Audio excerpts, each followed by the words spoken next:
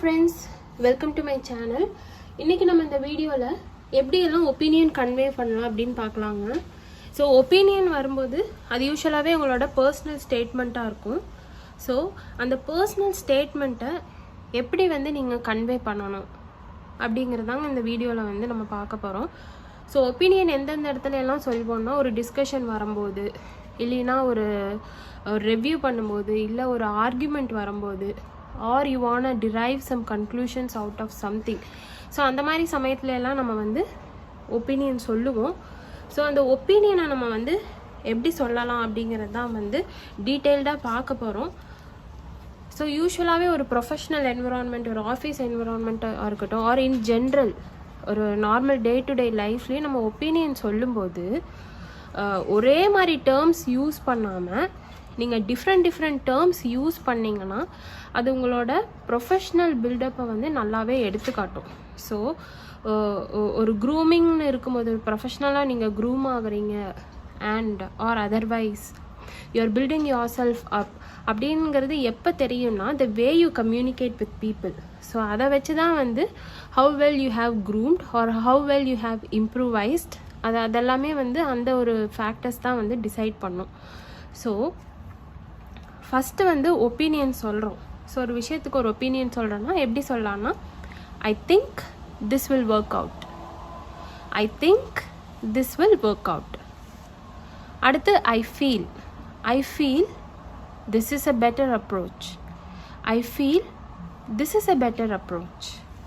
ஓகேங்களா? ஸோ ஒரு அப்ரோச் பற்றி பேசுகிறீங்க, ஸோ ஒரு விஷயத்தை பற்றி பேசுகிறீங்கன்னா நீங்கள் சொல்கிறீங்க, உங்கள் ஒப்பீனியன் சொல்கிறீங்க. அப்போ என்ன சொல்லலாம்? I think this will work out, I think this will not work out. So I feel this will work out or I feel this will not work out. Next எப்படி சொல்லலாம்? I believe, I believe, I find that, I find that, I support, I support. So I support your opinion, அந்த மாதிரி சொல்லலாம். ஓகேங்களா? I am for, I am for, my opinion is, my opinion is, my view point. Okay, so my view point for resolving this issue is different from your view point, அந்த மாதிரி சொல்லலாம். My stand for this problem, my stand, my stand, in my opinion, in my opinion.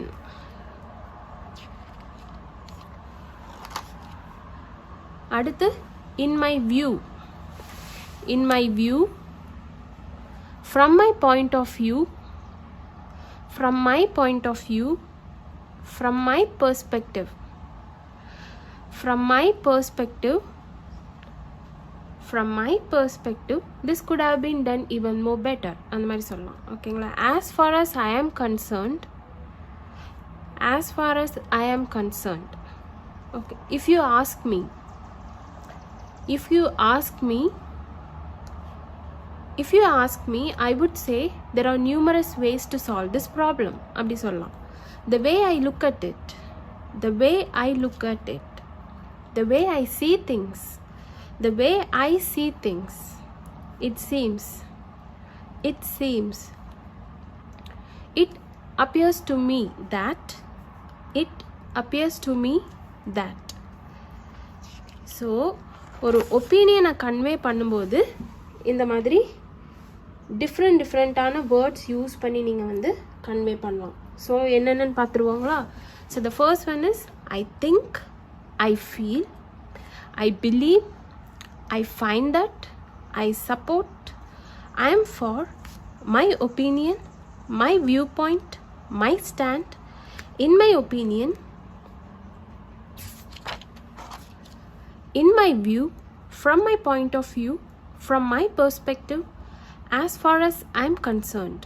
If you ask me, the way I look at it, the way I see things, it seems, it appears to me that. So இந்த மாதிரி இவ்வளோ words use பண்ணி நீங்கள் உங்களோட ஒப்பீனியனை state பண்ணலாம். So உங்களுக்கு எதாவது ஒரு டிஸ்கஷனாக இருக்கட்டும் ஆர் ஒரு காமன் மீட்டிங்காக இருக்கட்டும், உங்கள் ஒப்பீனியன் சொல்லும்போது இந்த மாதிரி வேர்ட்ஸ் யூஸ் பண்ணி சொல்லுங்கள். உங்களுக்கு இதை தவிர்த்த வேறு ஏதாவது வேர்டு தெரிஞ்சாலும் அதை கமெண்ட் பாக்ஸில் போஸ்ட் பண்ணுங்கள். உங்களுக்கு இந்த வீடியோ பிடிச்சிருந்தா லைக் பண்ணுங்கள், ஷேர் பண்ணுங்கள், கமெண்ட் பண்ணுங்கள், சப்ஸ்கிரைப் பண்ணுங்கள். உங்களோட அடுத்த வீடியோவில் கனெக்ட் பண்ணுறேன். பாய்.